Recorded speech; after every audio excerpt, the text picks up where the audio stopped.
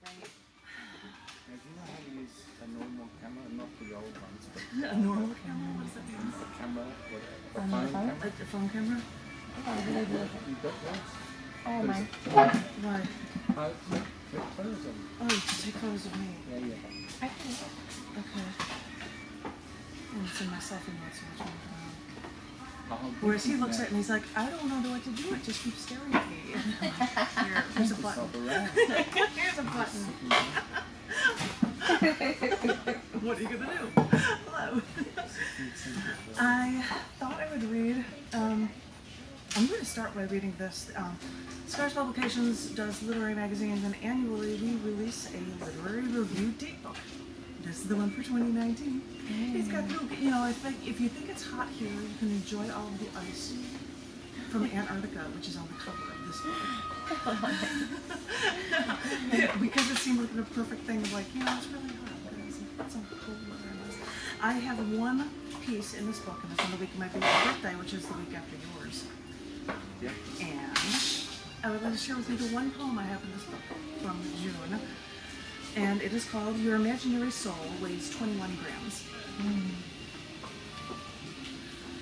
Different cultures call it different things. Your spirits, your soul.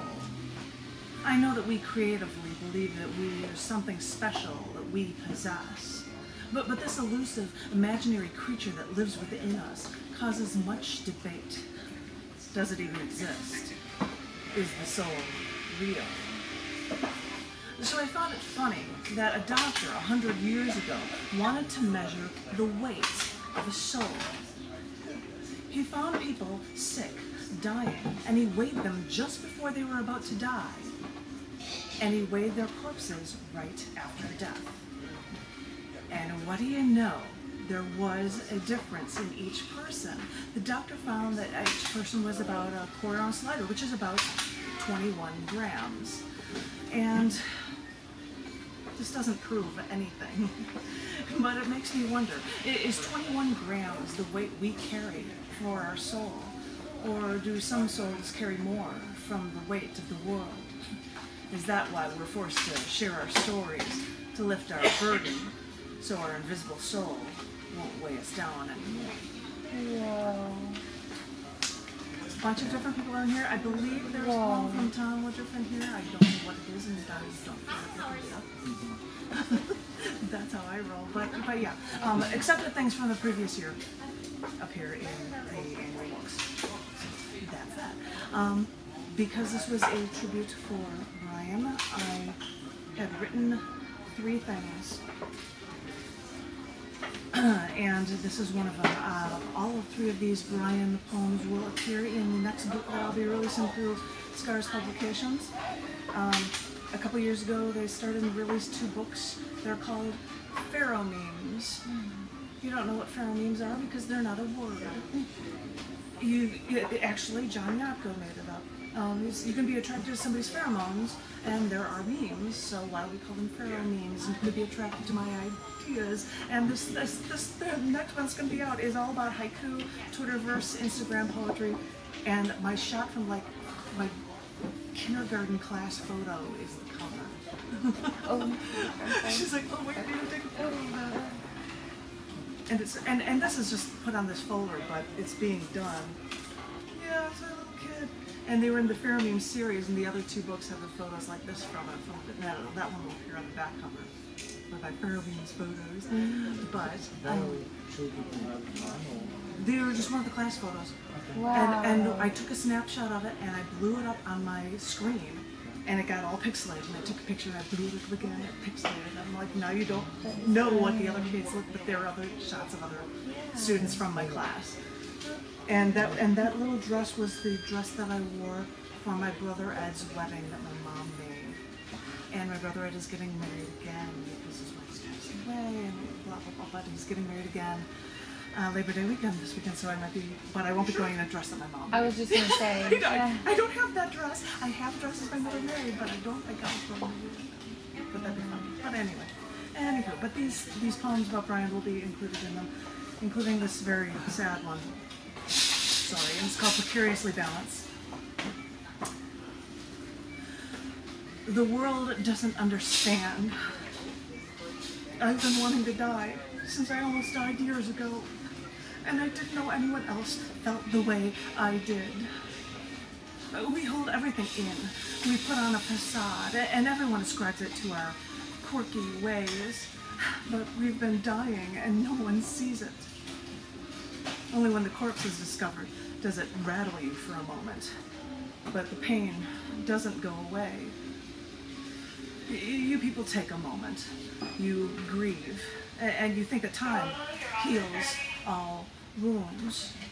But those of us who are forced to live know the difference.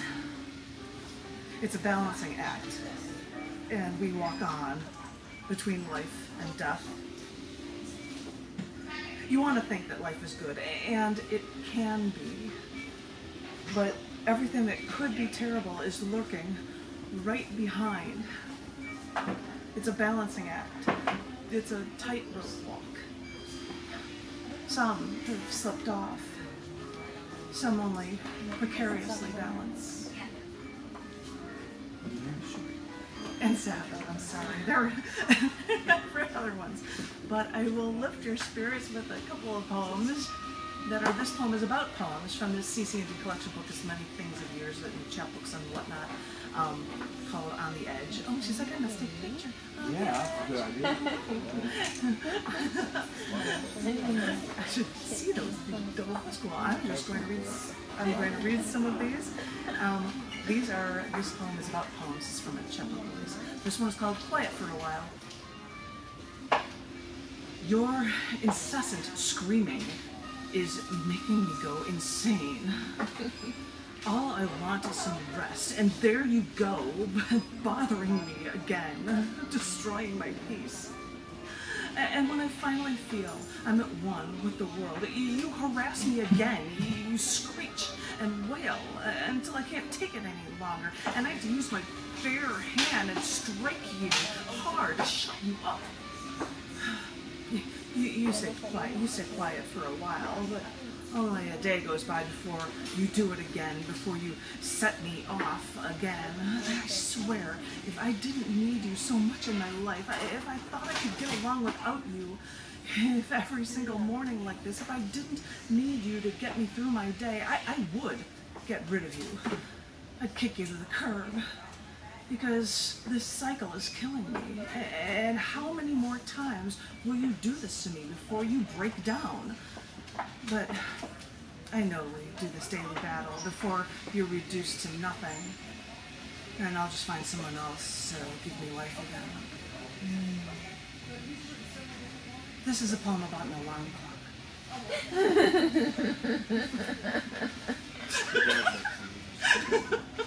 Not fair. This whole series is about and I write something like this. I don't know what this one is about, but I'm going to read this one for you. It's called Under Your Total Control. It takes a lot of convincing to get me to come to you. I've got work to do. I don't want to stop my routine. And all this time, you sit there and you wait for me patiently. When I finally break down, when I finally come to you, I dedicate myself to you, and I start to undress. You make me so wet as I drop my head and give in. You beat your heat into all of my pores, and I let you have your way with all of my skin, leaving me raw. And you know, every time we come together like this, I end up feeling so good and never want it to end. You see, I'm usually afraid to let go like this. I'm usually afraid to give in to you, to let myself be under your total control. But whenever we're together, oh, you remind me of how good it feels, how it is so worth my while to break up my routine by coming to you like this. Well, what's about? This poem is about a show. I thought so. Oh, you I was got. like, that's how I feel about it. You take a shower, she's like, oh, I don't want to have to end oh. And then I'll undress. You get me so wet. Love it. I love it. I was like, please be a shower, please be a shower.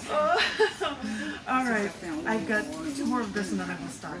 This one, oh, well, I guess you know, look, I will tell you about the accident after this poem is over. This is called Hollow for So Long Already.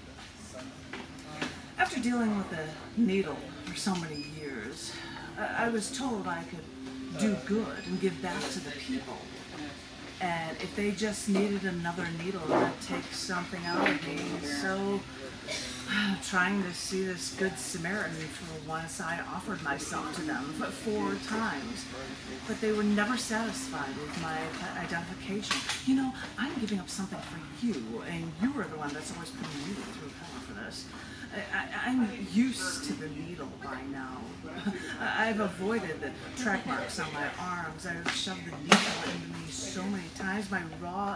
I saw my veins once coming out of the way. They would move the needle and they would watch my veins move again. Oh gosh, since that felt good, I switched to another arm, and then they try to keep talking about the high, but then right now all I feel are the lows as I sit here, time number 5, trying to do the right thing, waiting to let them hollow me out. Haven't I been hollow for so long already? Time to stare at all of the technicians wearing white jackets, rubber gloves, plastic face masks, saying that it's to be hygienic, anything for them to avoid coming into contact with anything to do with me. What am I saying? Giving back to the people. They say altruism is good, but then they pay you money to take what's inside of you to do a job. So without a job for 6 years, I'm tired of living on the dole. So let them suck out my insides just so I can afford to get drunk again. I knew a man with no job who used to donate white blood cells, red blood cells, when he found out that he could be paid at his place, and he decided to stop with donating blood because, you see, a man's got to survive any way he can. It's a great way to make money if you're desperate, right? I love playing these waiting games because here I am at visit number 5, reading their paperwork, verifying that I don't have AIDS and that I haven't lived in the Netherlands. Well, that's where I'm from, but I can't afford to visit. I mean, I don't even have enough money to stay drunk enough while I'm here, so if I'm giving up my insides to drink, you think that I can fly to Amsterdam for over 6 months to stay stoned? So, thanks for checking in, but no, I've had no blood transfusions that I'm aware of. I wasn't born anywhere in Africa. And these are questions that they ask you. And although there's no test for Creutzfeldt-Jacobs disease, as far as I know, I have no fatal brain disease. My brain may be diseased, but I'm afraid it's not fatal. So while waiting here, someone asked for my 2-month-old Wall Street Journal that someone gave to me.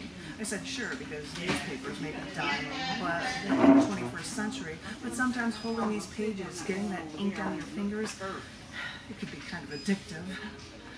So in hour number 3 of waiting, the news on TV says that the tax forms for presidential candidates say they made $1 million. They made millions last year. I hear this as I sit in hour number 3 waiting for them to take my insides so that I can have enough money to even just drink. So finally, while on the 5th visit, after waiting for over 3 hours, they call me in, paint ultraviolet ink on my fingernails so that I don't donate somewhere else today, and then they check my vitals, take my blood. And they're about to travel past me and ask about my military history, ask about what drugs I've taken, and then send me to an RN, where after driving over for 5 visits, after waiting for over 3 hours, they explained to me that they are taking from people to help a certain kind of sickness. By looking at my medication, they see that I already have that certain kind of sickness. So even though I offered myself to them after I tried for too long, they said they didn't want me. And all I think is, lovely. At least I didn't miss work for this. I can't help myself, but apparently no one else can help me either. Now I just have to figure out who will help me with my next trip. That was the thing about a plasma clinic. Yeah. I 7 months after my car accident, I had 1 grand mal seizure. I was on Delanton, and after a week I had an allergic reaction, spots all over my body. So then I took Tegretol, and 10 days later, spots all over my body. And then I gave me Depakote, an antidepressant medication, which is why I didn't write much for years, because I was on that. And so I was fine, and then I was like, all right, I've got no money, I'm going to go to the plasma clinic and do it. And I waited 5 times for all of this time, and they're like, oh, well, you have that issue, so we can't use your blood. My brain was like, you're kidding me, right? So I'm going to end Too on... short to donate plasma. Isn't that funny? What? Yeah. They don't want short people. The blood doesn't go. You have to be 5'7". Oh my I'm gosh. 5'4". Holy cow. I was like, sure, I'll donate plasma. Sure. And they're like, wait, how short are you? And I was Oh boy. yeah. Can you get in the I can roller donate coaster plasma. rides? Yeah, I can do. Sorry, I'm Yeah, I tall. can. I'm tall. I can do Yes, that one. they let Sorry. me on those. Finally. Finally. I One wear my wedges. I'm like, wow, do you want me to wear heels? Really? I mean, like, I'm really tall. This last one is a short one, and it's about something else, but I won't tell you what. It's called Push Your Button. Mm-hmm. It's so easy. I only do this once to you. And you get so hot, I know, when I push your buttons. And it can only take you a minute or 2 before it comes up for me instantaneously. Oh, I know what you do for me when I get you going. All I want to know is this. How much longer? How many more times will we do this to each other?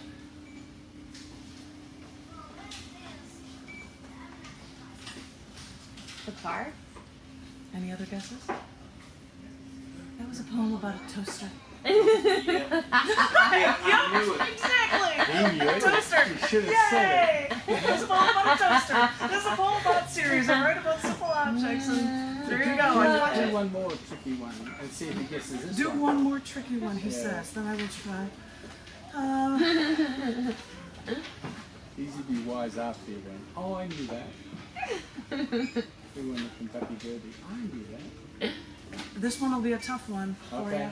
This You one will ready? be a tough one. Yeah. Listen. Yep. Or else I do this one. I've got like 2 choices here. This one, Good Escape. I'll do a shorter one. This one will be easier.